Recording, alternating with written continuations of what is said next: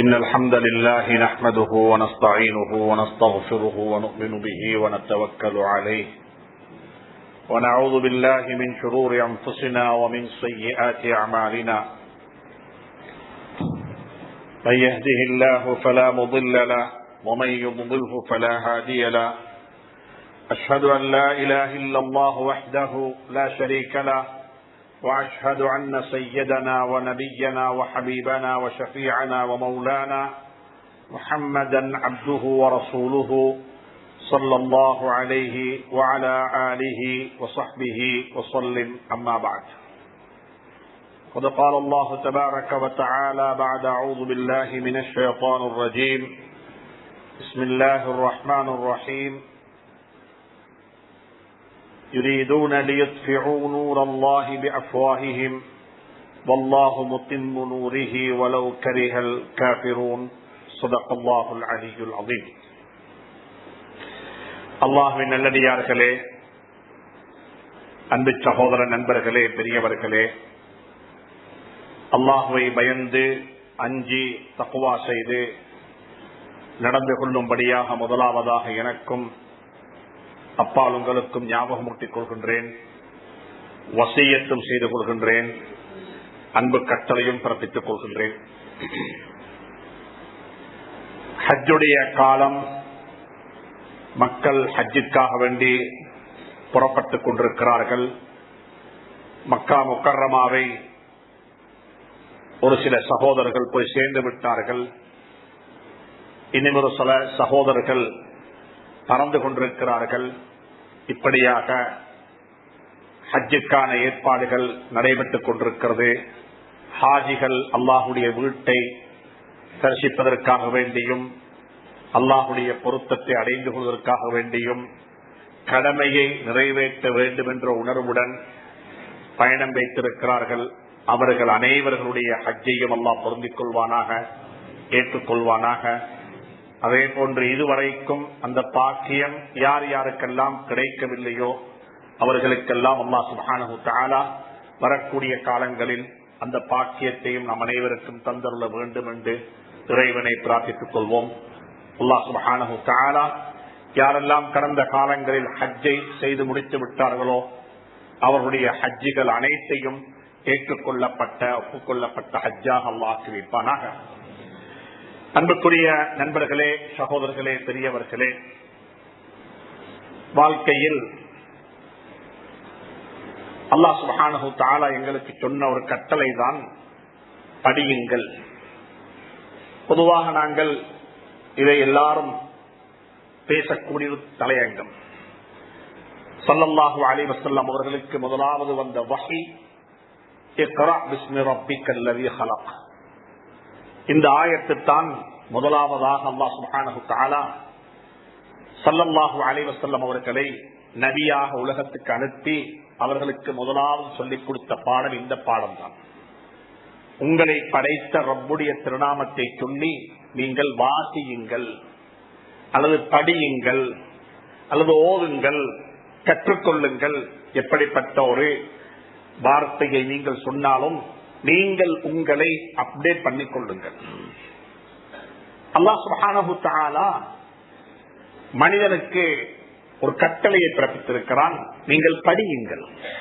எப்படி படிக்க வேண்டும் அதையும் அல்லாஹ் சொல்லுகிறான். பிஸ்மி ரப்பிக்கல் லதீ ஹலக், உன்னை படைத்த ரப்புடைய திருநாமத்தை சொல்லி. அதாவது உன்னை படைத்த ஒருவன் இருக்கிறான், அவன் உங்களுக்கு ஒரு வாழ்க்கை முறையை சொல்லி தந்திருக்கிறான். இப்படித்தான் வாழ வேண்டும், இதுதான் யதார்த்தம், இதுதான் உண்மை, இதற்கு அப்பால் பட்டது பொய் அல்லது இட்டுக்கட்டு, அவைகளை விட்டுவிட்டு நீங்கள் நான் சொன்னதை நீங்கள் படியுங்கள், வாசியுங்கள், உங்களை நீங்கள் வளர்த்துக் கொள்ளுங்கள் என்று சொல்லி அல்லாஹ் சுப்ஹானஹு தஆலா குர்ஆனினூடாக எங்களுக்கு கட்டளை பிறப்பித்திருக்கிறான். குர்ஆனை பொறுத்தவரையில் குர்ஆன் உலகத்தில் இருக்கக்கூடிய எதையுமே விட்டு வைக்கவில்லை. அனைத்தையும், உலகத்தினுடைய அனைத்தையுமே மிக தெளிவாக குர்ஆன் பேசி இருக்கிறது. ஒபுவை பற்றியும் குளிப்பை பற்றியும் குர்ஆன் பேசியது 2 ஆயத்தில் அல்லது 3 ஆயத்துக்கள் தான். தண்ணியை பத்தி குர்ஆன் 46 ஆயத்துக்கள்ல தண்ணி எப்படி தண்ணி உருவாகுது, இந்த வாட்டர் சர்க்கிள் எப்படி நடக்குது, சுப்ஹானல்லாஹ். மலையை பற்றி, மேகங்களை பற்றி, கடல் தண்ணியை பற்றி, கடல்ல இருக்கக்கூடிய 2 கடல்கள் சேரக்கூடிய இடத்தில் எப்படி இருக்கும், இப்படியா அல்லாஹ் சுப்ஹானஹு தஆலா கடல்ல போகக்கூடிய கப்பலை பற்றி, எப்படி கடல்ல போகுது,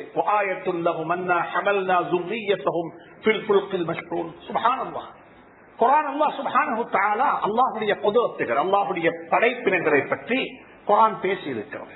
மலைகளை பற்றி பேசி இருக்கிறது, பெரிய பெரிய மவுண்டன்ஸை பற்றி, ஆறுகளை பற்றி குர்ஆன் பேசி இருக்கிறது. இது இப்படியாக சொல்ல போனால் மனிதன் உலகத்தில் எவைகளை எல்லாம் பெருமையாக கண்டுபிடித்து விட்டோம், பெருமையாக நாங்கள் சாதித்து விட்டோம், நாங்கள் அடைந்து விட்டோம் என்று சொல்லிக் கொண்டிருக்கிறார்களோ அவைகள் அனைத்தை பற்றியும் குர்ஆன் மிக தெளிவாக அழகாக பேசி இருக்கிறது. பேசிவிட்டு அல்லாஹ் சொல்லுகிறான், நீங்கள் இவைகளை பற்றி படியுங்கள், இவைகளை ஆய்வு செய்யுங்கள், இவைகளை ஆராய்ச்சி செய்யுங்கள். சுப்ஹானல்லாஹ்.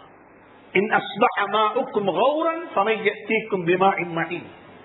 நாங்க தண்ணி குடிக்கிறோம், பூமியை தோண்டினா தண்ணி வருகிறது, வாட்டர் டேபிள், தண்ணி பூமிக்கு கீழ் இருக்குது. அல்லாஹ் சொல்லுகிறான், இந்த தண்ணி நீங்க தோண்டினா வருகிறது, இது வராவிட்டா என்ன நடக்கும், இதை யாருக்கு மீண்டும் கொண்டு வர முடியும், இப்படிப்பட்ட தண்ணி எங்கிருந்து வருகிறது, இதை பற்றி நீங்க ஆய்வு செய்ய இல்லையா? சுப்ஹானல்லாஹ்.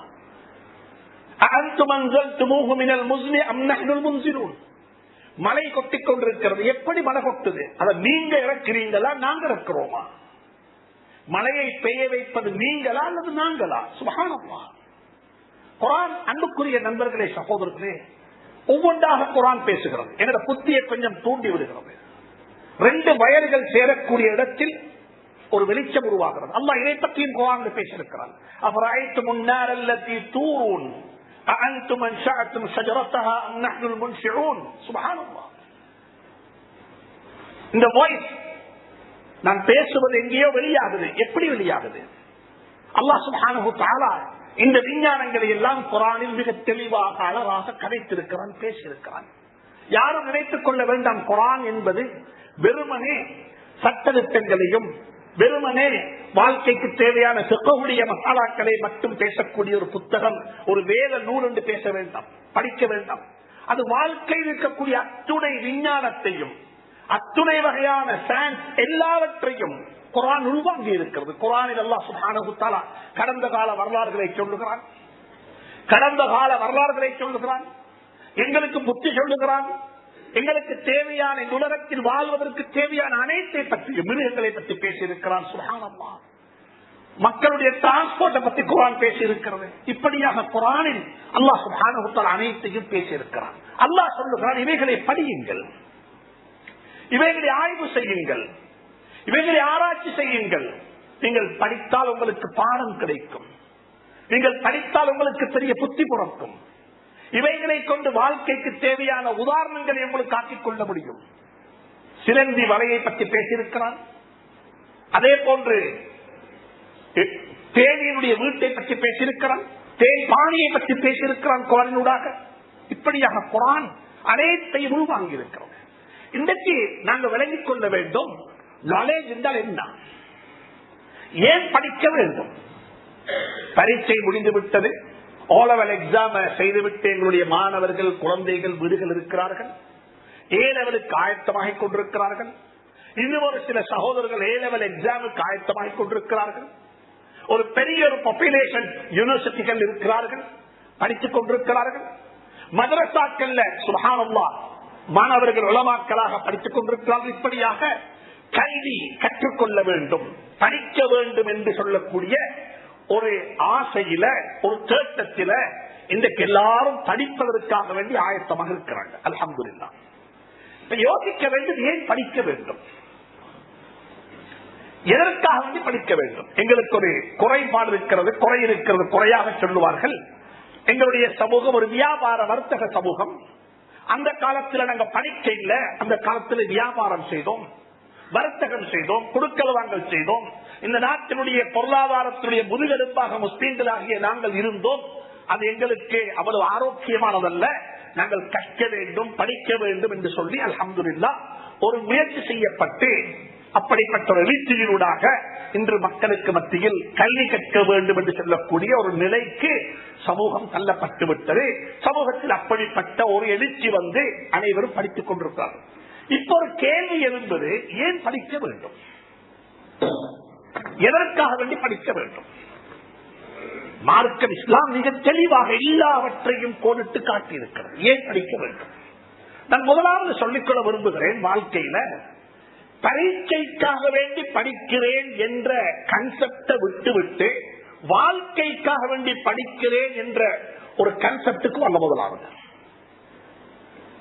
இன்றைக்கு யாருடைய கையிலேயாவது ஒரு நோட்ஸ் புக் இருந்தால், ஒரு புத்தகம் கையில் இருந்தால் கேட்கக்கூடிய கேள்வி என்ன தெரியுமா? எதுவும் பரீட்சைகள் இருக்கிறதா? எக்ஸாமுக்கு தயாராகிறீங்களா? எக்ஸாமுக்கு ப்ரிப்பரேஷன் கேட்பாங்க. படித்தால் ஒருவர் பாடமாக்கினால், ஒருவர் படித்தால், ஒரு புத்தகத்தை கையில் வைத்துக் கொண்டிருந்தால் அர்த்தம் என்னவென்று சொன்னால் பரீட்சைக்கு ஆயத்தமாகிக் கொண்டிருக்கிறார். இந்த கன்செப்டை மறந்து விடுங்கள். வாழ்க்கையில படிக்க வேண்டும், வாழ்க்கைக்காக வேண்டி நான் வாழ வேண்டும். நல்ல ஒரு கணவனாக எப்படி வாழ முடியும், நல்ல ஒரு மனைவியாக எப்படி வாழ முடியும், பாசிட்டிவ் பேரண்டிங், நான் நல்ல ஒரு வாப்பவாக இருக்க வேண்டும், அது என்ன செய்ய வேண்டும், இதற்கு எல்லாம் தெரியும். ஆனா நான் என்ன செய்ய வேண்டும் அது தெரியாது. ஒருத்தர்கிட்ட கேட்டா எல்லா பள்ளிகளையும் பார்க்கலாம், தொழுது முடித்து விட்டு போனா வெளியிலிருந்து பேசக்கூடிய பேச்சுக்களை கேட்டால் இலங்கையினுடைய பாராளுமன்றமும் தோத்து போகும். அந்த அளவுக்கு பேசுவார்கள், அந்த அளவுக்கு கதைப்பார்கள், எல்லாம் தெரியும். ஆனா எனக்கு நான் என்ன செய்ய வேண்டும் அது தெரியாது. அதான் பிரச்சனை, அதான் பிரச்சனை. முதலாவது வாழ்க்கையில படிக்க வேண்டும். நான் எனக்கு என்ன பொறுப்பு இருக்கிறது, நான் ஒரு வாப்பா, பாசிட்டிவ் பேரண்டிங். எந்த பேரண்டிங் எப்படி அமையணும், எந்த குழந்தைகளை நான் எப்படி வழி நடாத்த வேண்டும், எந்த மனைவிக்கு நான் ஒரு கணவன், எந்த ரெஸ்பான்சிபிலிட்டி என்ன, எந்த ரைட்ஸ் அல்ல, எந்த ரெஸ்பான்சிபிலிட்டி. எல்லாருக்கும் தெரியும் என்ற ரைட்ஸ், ரெஸ்பான்சிபிலிட்டியை படிங்கோ.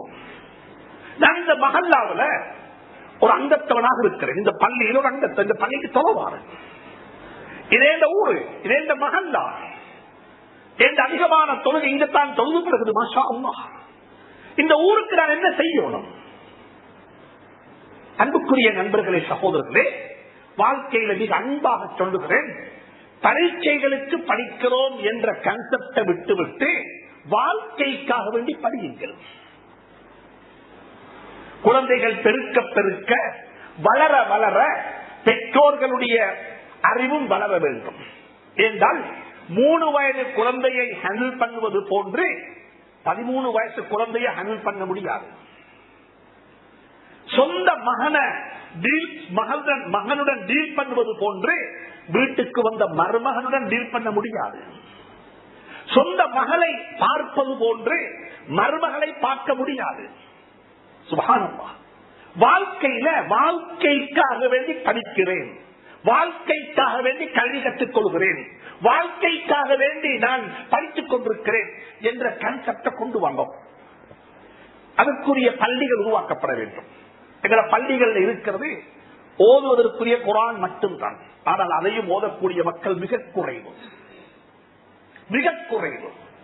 ஒரு காலம் இருந்தது, பள்ளி வாயில்களில் இருக்கக்கூடிய குர்ஆன் வரக்கூடிய மக்களுக்கு போதாது, இன்னும் குர்ஆன் வாங்கி வைக்க வேண்டும் என்ற ஒரு காலம் இருந்தது. இப்படிருக்கக்கூடிய குர்ஆனை எங்கேயாவது கொடுத்து விடுவோமே என்றால் ஓதுவதற்கு யாரும் இல்லை என்ற அளவுக்கு எங்களுடைய வாசிப்பு பழக்கம், ஓதுற பழக்கம் அப்படியே மங்கி மறைந்து போய்விட்டது. சுப்ஹானல்லாஹ். முதலாவது ஒரு கருத்து, வாழ்க்கைக்காக வேண்டி படியுங்கள். நான் என்ன செய்ய வேண்டும்? ஹஜ்ஜுக்கு போறீங்களா? ஹஜ்ஜுக்கு போறதுக்கு முன்னால ஹஜ்ஜ பத்தி படிங்கோ. ஹஜ்ஜ பத்தி படிக்கிறது சொன்னா இன்னும் ஒரு கன்செப்ட் எங்களுக்கு இருக்குது. படிக்கிறோம் என்றிருந்தால் ஃபிக்ஹ படிக்க வேண்டும். ஒவ்வொருடைய ஃபர்து என்ன, ஷர்த் என்ன, தொழுகையுடைய ஃபர்து என்ன, ஷர்த் என்ன, ஹஜ்ஜுடைய கடமைகள் என்ன, ஹஜ்ஜுடைய வாஜிபாத்துகள் என்ன, ஹஜ்ஜை முடிக்கக்கூடிய கர்மங்கள் என்ன. நாங்க படிக்கிறோம் சொன்னாலே இஸ்லாத்தை படிக்கிறோம் என்றால் ஃபிக்ஹைத்தான் படிக்கிறோம். ஆனால் ஃபிக்ஹ் அல்ல இஸ்லாம். ஃபிக்ஹ் என்பது இஸ்லாம் அல்ல.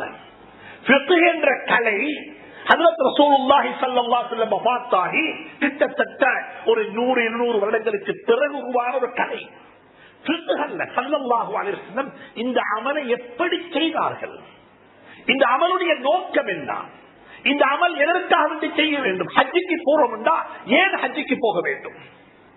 ஒரு 30 லட்சம் ரூபாய் பணத்தை செலவழித்து ஹஜ்ஜுக்கு மக்கள் போறாங்க என்றால் கொஞ்சம் ஒரு கணக்கு செஞ்சு பாருங்க பார்ப்போம். எவரேஜ் ஒரு 25 லட்சம் ரூபான்னு சொல்லி 3500 பேர் ஹஜ்ஜுக்கு போறாங்க என்றால் எவ்வளவு பெரிய ஒரு தொகை பணம் செலவழிக்கப்படுகிறது. இது ஏன் செலவழிக்கப்படுகிறது? இதனால் அடைய வேண்டிய அடைவுகள் என்ன, ஆப்ஜெக்டிவ்ஸ் என்ன? அன்புக்குரிய நண்பர்களே, சகோதரர்களே, ஹஜ்ஜை பற்றி தனிய படியுங்கள். திருமணம் முடிக்க போறேனா, நிக்காக செய்ய போறோமா, நிக்காகுக்கு முன்பு நிக்காக படியுங்க வாழ்க்கையில. எனவே முதலாவது வர வேண்டிய விடயம் என்னவென்று சொன்னால், வாழ்க்கைக்காக வேண்டி படிப்போம், வாழ்க்கைக்காக வேண்டி கற்றுக்கொள்வோம், வாழ்க்கைக்காக வேண்டி அறிவை தேடுவோம், வாழ்க்கைக்காக வேண்டி கேட்டு கேட்டு படிப்போம். அல்லாஹ் சுப்ஹானஹு வ தஆலா அந்த பாக்கியத்தை எனக்கு உங்களுக்கு தந்துள்ள வேண்டும். இரண்டாவது, இன்னைக்கு மக்கள் படிக்கிறது இருக்கு தெரியுமா, இன்ஃபர்மேஷன். எனக்கு தெரியும், மாஷா அல்லாஹ், நல்ல ஒரு இன்ஃபர்மேட்டிவ் ஜும்மா, நல்ல ஒரு தேவையான பாயிண்ட், தேவையான டிஸ்கஸ் பண்றதுக்கு தேவையான பாயிண்ட் ஃபார்மட்ல ஜும்மா ஓதப்பட்டுச்சு. இன்னைக்கு என்னோட வாழ்க்கையில நாங்க படிக்கிறது, நாங்க பயான் கேட்கிறது, நாங்க ஏதாவது ஒன்றை கேட்டு ரசிப்பதாக இருந்தால் அதில் எங்களுக்கு என்ன வேணும் என்றால் இன்ஃபர்மேஷன் வேணும். கல்வியினுடைய நோக்கம் இன்ஃபர்மேஷன் அல்ல. பிளீஸ், எனக்கு தெரியும் என்பதற்கு யாரும் படிக்க வேண்டாம். எனக்கு தெரியும் என்பதற்கு யாரும் படிக்க வேண்டாம். இவருக்கு தெரியாது, இவருக்கு தெரியும், என்ன வித்தியாசம்? எந்த வித்தியாசமும் இல்லை. ஒருவர் பொய் சொல்லுகிறார், அவருக்கு தெரியாது, பொய் பேசுவது கூடாது என்று சொல்லி, இன்னொருவர் பொய் பேசுகிறார், ஆனால் அவருக்கு தெரியும் பொய் பேசுவது கூடாது என்று சொல்லி, கூடாது என்று சொல்லி, இவர் கூடும் என்று கூடாது என்று தெரிந்து பேசுகிறார், அவருக்கு பொய் பேசுவது கூடாது என்று தெரியாம பேசுகிறார். ரெண்டு பேரும் பேசுறது பொய். ஆனா இவருக்கு சுபஹானல்லாஹ், வாழ்க்கையில ஒரு விடயத்தை படித்துக் கொள்ளுங்கள். நாலேஜ் என்பது, கல்வி என்பது, எஜுகேஷன் என்பது இன்ஃபர்மேஷன் அல்ல, அது ஒரு டிரான்ஸ்பர்மேஷன். அது ஒரு டிரான்ஸ்பர்மேஷன். ஒரு வருடத்தில் 52 ஜும்மா கேட்கிறேன், 52 ஜும்மா. கொஞ்சம் யோசிங்க பார்ப்போம். எனக்கு ஒரு 10 வருடமாக நான் பள்ளிக்கு ஜும்மாவுக்கு வாரேன் என்றால் 520 ஜும்மா கேட்டிருக்கிறேன். ஒவ்வொரு ஜும்மாவிலையும் ஒரு சின்ன ஒரு பாயிண்ட் எடுத்து வாழ்க்கையை மாற்றி இருந்தா இன்னைக்கு எங்கட வாழ்க்கை எப்படி இருக்கும்? இன்னைக்கு எங்கட வாழ்க்கை எப்படி இருக்கும்? ஒரு 20 இயர்ஸ் நான் பள்ளிக்கு ஜும்மா தவறாம வாரேன், எல்லாரும் சொல்லுவாங்க அல்ஹம்துலில்லாஹ் எனக்கு ஜும்மா இன்னும் மிஸ் ஆகல. நாங்க கொரோனா காலத்திலே ஜும்மா தொழுவோம் என்று சொல்லுவாங்க. நாங்க யோசிப்போம், ஜும்மாவை கேட்டு இந்த ஜும்மாவுடைய நோக்கம் என்ன? இந்த ஜும்மாவுடைய நோக்கம் என்ன? அல்லாஹ் எனக்கு உங்களுக்கு துணை புரிவானாக. Knowledge is not information. Knowledge is a transformation. Knowledge என்றால் அது வாழ்க்கையை மாற்றணும். அப்படி நபியினுடைய காலத்துல வட்டி ஹராம் என்ற ஆயத்து இறங்கிச்சு. வட்டி ஹராம். 8000 தடவை இந்த மிம்பரிலிருந்து வட்டி ஹராம் என்று கேட்டிருப்போம். யார் யாருக்கெல்லாம் தௌபா நசீபாகி விட்டதோ அவர்கள் பாக்கியசாலிகள். வட்டி ஹராம் என்றதை கேட்டுக்கொண்டும் படித்துக் கொண்டும் செய்து கொண்டும் வட்டி வாங்குறோமோ, வட்டியில டீல் பண்றோம் என்றிருந்தால் அந்த ஜும்மா எங்களுக்கு ஒரு இன்ஃபர்மேஷன் தான், டிரான்ஸ்பர்மேஷன் அல்ல.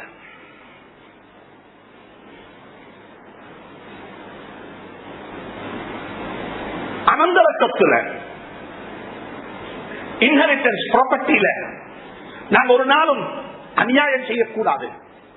அது அப்படியே இருக்கிறபடி பிரிச்சு கொடுக்கணும். மார்க்கத்தில் இதை படித்திருக்கிறோம்.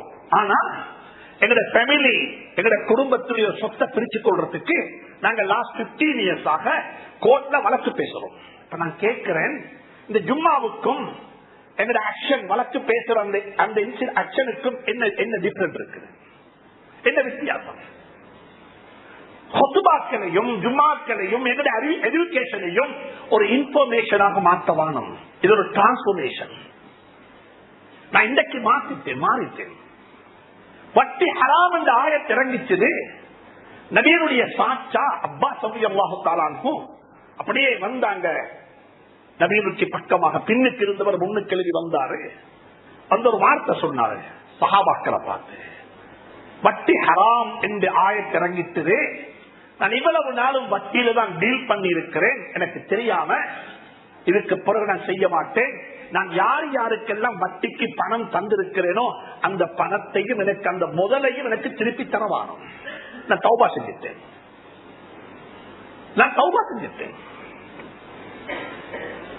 இது நாலேஜ், ஒரு டிரான்ஸ்பர்மேஷன். அல்லாஹ் சொல்லித்தான் உங்களுக்கு முதல் எடுத்துக்கொள்ளும், வட்டியத்தான் எடுக்க இயலாது. அவர் சொல்ல எந்த முதல் எந்த கேபிட்டல் எனக்கு வட்டியை சம்பாதிச்சு தந்துச்சதோ அந்த முதல் எனக்கு வானம். சுப்ஹானல்லாஹ். எஜுகேஷனுடைய செகண்ட் இரண்டாவது பாயிண்ட் என்ன தெரியுமா? இது இன்ஃபர்மேஷன், அது டிரான்ஸ்பர்மேஷன். ஹைருக்கும் ஹைருக்கும் லிஅஹ்லி. உங்கள மிகவும் நல்லவன் யார் தெரியுமா? தந்த குடும்பத்தில் நல்லவன் என்ற பேர் வாங்க வேண்டும். யாரெல்லாம் வாங்கிவிட்டீர்களோ அவர்களுக்கு சுகசோகம் உண்டாகட்டும். யாரெல்லாம் வாங்கவில்லையோ அவர்களுக்கு இந்த ஹதீசுகள் எல்லாம் இன்ஃபர்மேஷனாகத்தான் இருக்கும். ஒரு தகவல், ஒரு அப்டேட். வாழ்க்கையில் எந்த வகையான மாற்றமும் வர இல்லை. இது ஒவ்வொன்றுக்கு அப்ளை பண்ணலாம். எங்களோட பர்சனல் லைஃப், எங்களோட ஃபேமிலி லைஃப், எங்களோட சோசியல் லைஃப், எல்லாத்துக்கும் இது அப்ளை ஆகும். இன்ஃபர்மேஷனாக எஜுகேஷனை மாற்றவானம். எஜுகேஷன் என்பது டிரான்ஸ்பர்மேஷன். ஒரு சின்ன ஒரு ஹதீஸ் சொல்றேன். ஸல்லல்லாஹு அலைஹி வஸல்லம் ஒரு நாள் பள்ளிவாசல்ல சொல்றாங்க, மிம்பர்ல பள்ளிவாசல்ல சொல்றாங்க, கடை தெருக்கல்ல பஜார்ல போகக்குள்ள நீங்க எப்படி போகணும்? லா இலாஹ இல்லல்லாஹு வஹ்தஹு லா ஷரீக லஹு லஹுல் முல்கு வ லஹுல் ஹம்த் வ ஹுவ ஹய்யுன் பியதில் கைர் வ ஹுவ அலா குல்லி ஷைஇன் கதீர் என்பதை ஓதிக்கொண்டு போகும்போது சொன்னாங்க. தெருவுல போகும் பொழுது, பஜார்ல போகும் பொழுது நாலு பக்கம் என்ன இருக்குன்னு பார்த்துக்கொண்டு போகாம பார்வையை கீழே வச்சுக்கொண்டு இந்த கலிமா ஓதிக்கொண்டு போகும்போது சொன்னாங்க இந்த ஹதீஸ. ரெண்டு சஹாபி சபையில இருந்து அனுமதி வாங்கிக் கொண்டு வெளியே போனாங்க. போய் கொஞ்ச நேரத்துல திரும்பி வந்தாங்க. ஸல்லல்லாஹு அலைஹி வஸல்லம் கேட்டாங்க, எங்க போனீங்க, எங்க வந்தீங்கன்னு சொல்லி. இல்ல யா ரசூலல்லாஹ், நீங்க சொன்ன ஹதீஸ நடைமுறைப்படுத்துவதற்காக வேண்டி பஜாருக்கு போயிட்டு வந்தோம். இது என்னன்னா, எஜுகேஷன் என்பது இன்ஃபர்மேஷன் அல்ல, டிரான்ஸ்பர்மேஷன். அல்லாஹ் எனக்கு உங்களுக்கு நசீபாக்குவானா. மூணாவது, எஜுகேஷனுடைய மூணாவது முக்கியமான பாயிண்ட் என்ன தெரியுமா? இன்றைக்கு எஜுகேஷன் ஒரு சர்வைவலுக்காக வேண்டி மாறிவிட்டது. கமர்ஷியலைஸ்ட், வர்த்தகமயப்படுத்தப்பட்ட கல்வி. இன்னைக்கு நாட்டுல இந்த கொழும்புக்கு சுத்தி பார்த்தா அறவாசிக்கு மேற்பட்ட பில்போர்டு என்னன்னு சொன்னால் after O level, after A level. ஆஸ்திரேலியாவில் படிக்கலாம், யூகேல படிக்கலாம், இங்க படிக்கலாம், அங்க படிக்கலாம். எத்தனை மில்லியன்? அது பிரச்சனை இல்லை. எங்கட பிள்ளைகளுக்கு என்ன சொல்றோம்? படிச்சா இப்படி வாழலாம், படிச்சா இப்படி சம்பாதிக்கலாம், இந்த எஜுகேஷனை முடிச்சா இந்த பேக்கேஜுக்கு போய்த்திடலாம். எஜுகேஷனுக்கு நாங்க கொடுத்த வரைவிலக்கணம் சர்வைவல். எஜுகேஷன் சர்வைவலுக்கு அல்ல.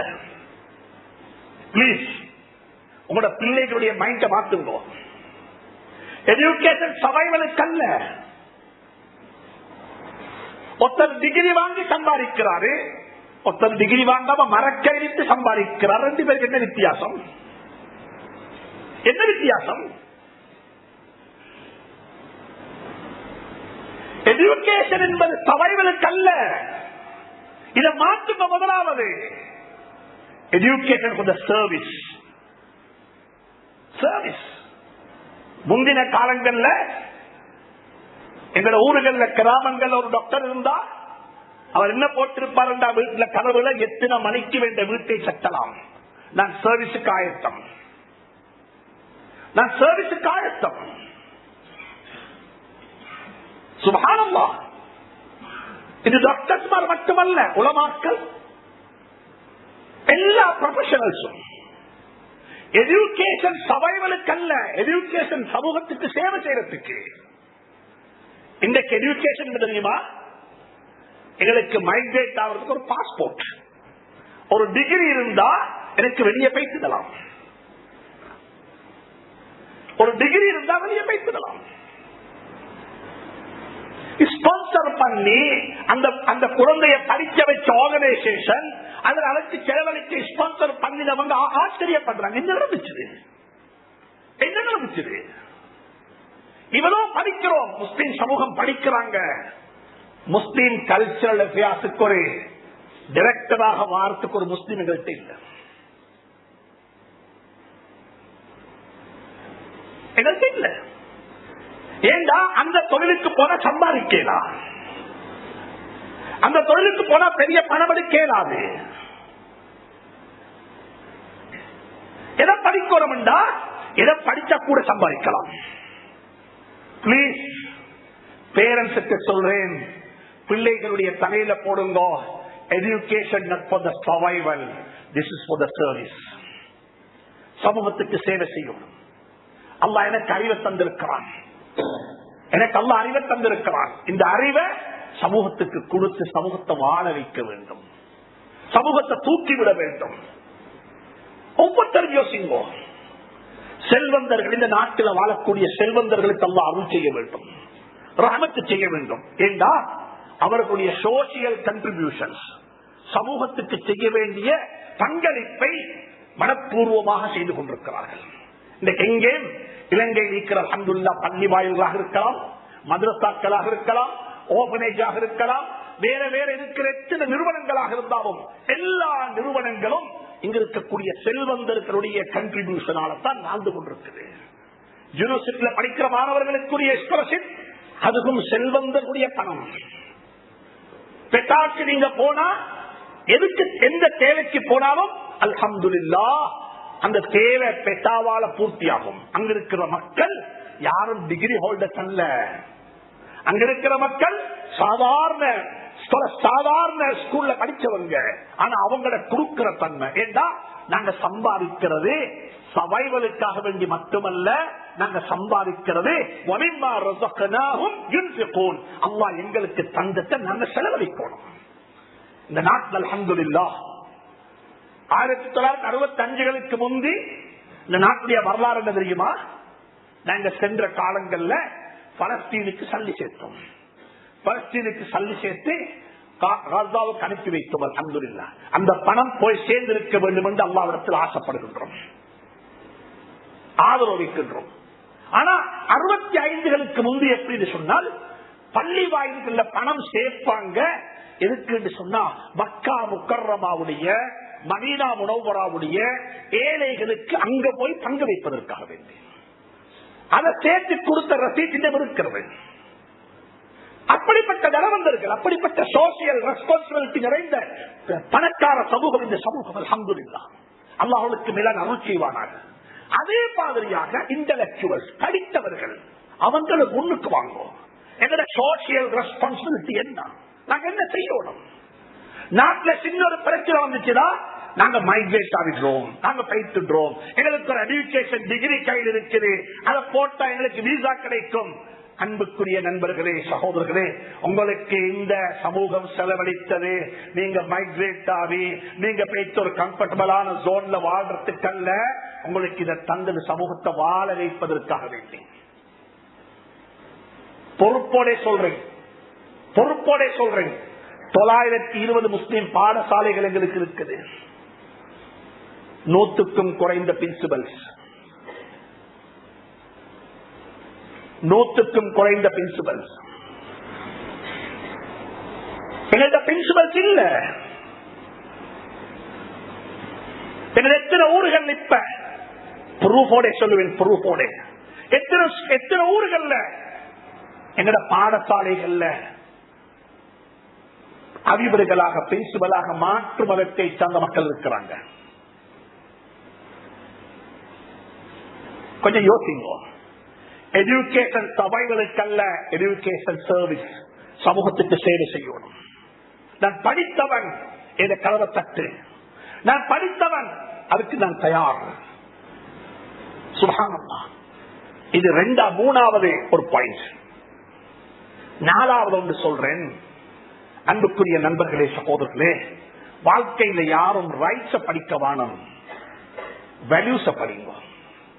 எங்க ரைட்ஸ் என்ன? எங்க எல்லாருக்கும் தெரியும் எங்க ரைட்ஸ். ஹஸ்பண்டுக்கு தெரியும் எந்த ரைட்ஸ் என்ன, எந்த வைஃப் எனக்கு என்ன செய்யணும். வைஃபுக்கு தெரியும் அவட ரைட்ஸ் என்ன, ஆனா பாவம் அவட டியூட்டி அவருக்கு தெரியாது. புள்ளைக்கு தெரியும் புள்ளையோட ரைட்ஸ், எந்த வாப்பா உம்மா எனக்கு என்ன செய்யணும். பாவம் அந்த புள்ளைக்கு தெரியா எந்த வாப்பாக்கு உம்மாக்கு நான் என்ன செய்யணும்.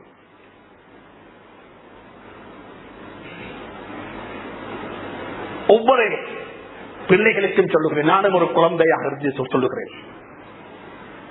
படித்ததில் கேட்டதில் மிகவும் நல்ல ஒரு செய்தி. ஒரு மகன் சம்பாதித்தான். முதலாவது சம்பளம் வாங்கினான். சம்பளம் வாங்கிவிட்டு அந்த சம்பளத்தை கொண்டு போய் தாய்கிட்ட கொடுத்தான். உம்மா, இந்த பணத்தை வாப்பாட்ட கொடுத்துருமான்னு சொல்லி.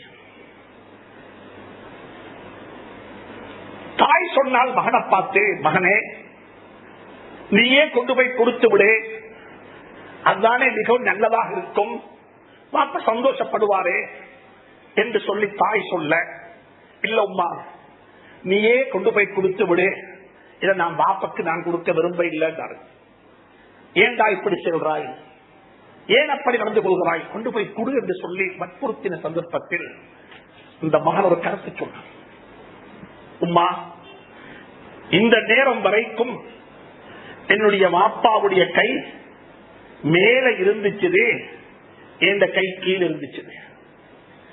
இவ்வளவு நாளும் எனக்கு வாப்ப செலவழித்தார். வாப்பட கை மேல இருந்துச்சு, என் கை கீழே இருந்துச்சு. நான் விரும்ப இல்ல என் வாப்பட கையை கீழே வைக்கிறதுக்கு. இது வேல்யூஸ், இது வேல்யூஸ். என் வாப்பட கை கிரேட் 1 இருந்து நான் யூனிவர்சிட்டியை முடித்து வரும் வரைக்கும் வாப்பட கை மேலத்தான் இருந்துச்சு. அது மேலே இருக்கட்டும், ஏந்த கைக்கு முன்னால வாப்பட கை கீழே போயிடக்கூடாது. அன்புக்குரிய நண்பர்களே, சகோதரர்களே, இந்த வேல்யூஸ படிக்கும் முதலாவது குர்ஆன் வேல்யூஸ சொல்லி தந்திருக்குது. ரைட்ஸை விட கூடுதலாக வேல்யூ பத்தி பேசியிருக்குது. இன்றைக்கு எல்லாருக்கும் ரைட்ஸ் தெரியும், ஆனா வேல்யூஸ் தெரியாது. மனைவிக்கு என்ன செய்யணும் அது தெரியா. இந்த மனைவி யாரு, இந்த மனைவி யாரு, எப்படிப்பட்ட ஒரு பெண், அல்லாஹ் எப்படி எனக்கு தந்தான், நான் என்ன செய்யணும், என் கணவன், என் பிள்ளைகள். சுப்ஹானல்லாஹ், எல்லாரும் கம்ப்ளைண்ட் பண்றாங்க, எங்களோட புள்ள எனக்கு செய்ய வேண்டியதை செய்ய இல்ல. இன்னைக்கு வேல்யூஸ் இல்லாமல் போனத்தினால் நடந்த விளைவு என்ன தெரியுமா? வேல்யூஸ் இல்லாம போனத்தினால் நடந்த விளைவு என்ன தெரியுமா?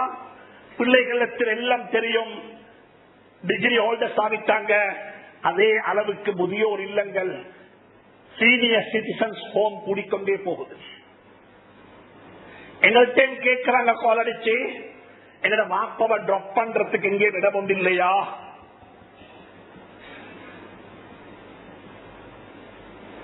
எவ்வளவு பே பண்ண பே பண்ண நாங்க தயார். வாப்பா உம்மா எங்களுக்கு முதலிங்காக மாறிவிட்டாங்க. எங்களோட கரியருக்கு அவங்க கஷ்டமாக இருக்குது. எங்களோட உம்மா வாப்பா எங்கேயாவது டிராப் பண்றதுக்கு ஸ்ரீலங்கா இடம் இருக்காண்டு முஸ்லீம்கள் கேட்கிற அளவுக்கு முஸ்லீம்கள் வந்துட்டாங்க. இப்ப கேட்கிறவங்க யாரும் ஆர்டினரி பீப்பிள் அல்ல, ஸ்கூல்ல படிச்சாதவங்க அல்ல, யூனிவர்சிட்டிக்கு போகாதவங்க அல்ல, ஹை ப்ரொஃபைல் உள்ளவங்க. நீங்க ஏழுமண்டா போங்க பார்ப்போம். சீனியர் சிட்டிசன்ஸ் ஹோமுக்கு பௌத்தர்களுடைய கிறிஸ்தவர்களுடைய சீனியர் சிட்டிசன்ஸ் ஹோம் இருக்கு, அங்க போய் விசாரிங்க பார்ப்போம். நீங்க ஏன் இங்க வந்தீங்கன்னு சொல்லி, உங்களோட பிள்ளைகள் எங்கன்னு சொல்லி, அங்க இருக்கிற பெற்றோர்கள் சொல்ற கதை என்ன தெரியுமா? இதெல்லாம் எங்களோட பிள்ளைகளுக்கு நாங்க கல்வியை படிச்சு கொடுத்தோம், அறிவை சொல்லிக் கொடுத்தோம், ஆனா வேல்யூஸ் சொல்லிக் கொடுக்காட்டினால் வந்த விளைவுகள் சுபஹானல்லாஹ். அன்புக்குரிய நண்பர்களே, சகோதரர்களே, நாங்க படித்திருக்கிறோம், பேப்பர்ல படித்தோம், எல்லாத்திலும் படித்தோம். என்ன படித்தோம்? பேஷன நோயாளியாக போன ஒரு பேஷன டாக்டர் துஷ்பிரயோகம் செய்துவிட்டு 4வது மாடியிலிருந்து கீழே தள்ளிவிட்டார். இது படிக்காதவர்களா? இது படிக்காதவர்களா? இந்த நாட்டில் நீதி அரசர்கள் லஞ்சம் வாங்கிட்டு ரிமாண்ட் இருக்கிறாங்க. நீதி அரசர், நீதி சொல்லக்கூடியவனே லஞ்சம் வாங்குற அளவுக்கு எங்களுடைய கல்வி இருக்க வேண்டாம். இந்த கல்வியினுடைய விளைவுகள் என்ன சொல்லிக்கொண்டே போகலாம். எனவே வாழ்க்கையில குழந்தைகளுக்கு சொல்லிக் கொடுங்க, ரைட்ஸ் அல்ல வேல்யூஸ் சொல்லிக் கொடுங்க. வேல்யூஸ், குர்ஆன் வேல்யூஸ் சொல்லி தருகிறது. கடன் கொடுத்தீங்களா? கடன் கொடுக்கணுமா? ஒருத்தருக்கு கடனுக்கு முந்தி என்ன செய்யணும்? டாக்குமெண்ட் பண்ணுங்க, விட்னஸ் எழுதுங்க, மோர்கேஜ் ஒன்று கொண்டு வாங்க. இதெல்லாம் அல்லாஹ் சொல்றான் குர்ஆன்ல. ஆனா சொல்லிவிட்டு நீங்க கடனை வசூலிக்க போகக்குள்ள நீங்க ரைட்ஸோட போகவான வேல்யூஸோட போங்க. சுப்ஹானல்லாஹ். நீங்க வேல்யூஸோட போங்க. ரைட்ஸ் உங்களுக்கு முக்கியம். இடத்துல உங்களுக்கு ரைட்ஸ் இருக்குது.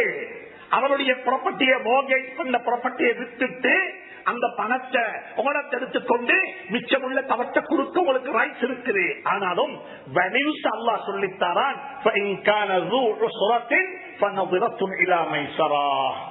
அவன் கஷ்டத்தில் இருக்கிறான் என்றிருந்தா இன்னும் கொஞ்சம் அவகாசம் கொடு.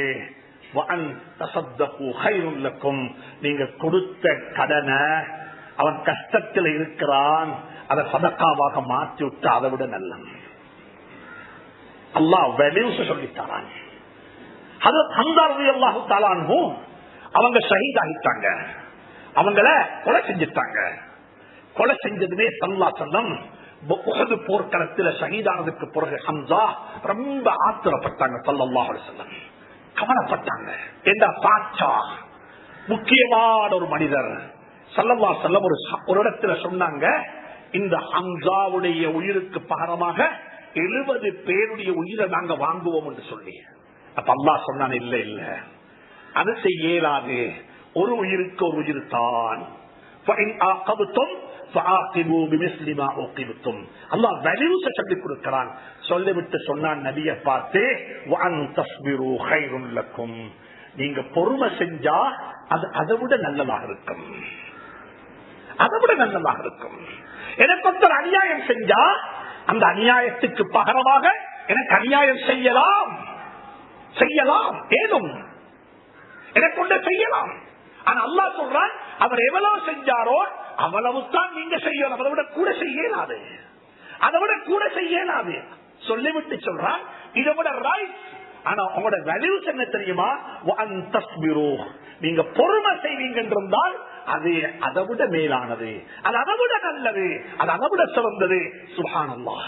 நிக்காஹ பத்தி சொல்லக்குள்ள கல்யாணம் முடிச்சுட்டீங்க, மஹர கொடுத்துட்டீங்க, மஹர கொடுத்து குடும்பமாக வாழ இல்ல, குடும்பமாக வாழ இல்ல, கல்யாணம் செப்பரேட் ஆகி டிவோர்ஸ் ஆகிட்டது. இப்ப அல்லாஹ் வேல்யூஸ் சொல்லித்தாரான். நீங்க கொடுத்த மஹர் ஹாஃப் ஆஃபாக மாறும், அறவாசி அங்க அறவாசி இங்கல சொல்லிவிட்டு சொல்றான், நீங்க கொடுத்த மகர் அப்படி அந்த பெண்ணுக்கு கொடுத்துட்டால் அதை விட நல்லது. அல்லாஹ் குர்ஆன்ல வேல்யூஸ பத்தி சொல்றான், பேசித்தாரான். எனவே அன்புக்குரிய நண்பர்களே, சகோதரர்களே, கல்வி எஜுகேஷன் என்றா அது வெறுமனே சபைகளுக்காக வேண்டி படிக்க வானம், சேவை சமூகத்துக்கு ஒரு சேவை செய்யணும் என்ற நோக்கத்தில் படிங்கோ. அல்லாஹ் சுப்ஹானஹு வ தஆலா எனக்கு உங்களுக்கு அருள் புரிவானாக, எல்லா பாக்கியத்தையும் சீவாக்குவானாக. ஜும்ஆக்களை கேட்டு ஹுத்பாக்களை கேட்டு வாழ்க்கையை மாற்றிக்கொண்ட கூட்டத்தில் அல்லாஹ் என்னையும் உங்களை மாற்றி வைப்பானாக. வாழ்க்கைக்காக வேண்டி படித்து வாழ்க்கையை அழகாக்கி, வாழ்க்கையை மனமாக்கி, வாழ்க்கையை பிறருக்கு வழிகாட்டக்கூடிய வாழ்க்கையாக ஆக்கிக் கொள்வதற்கு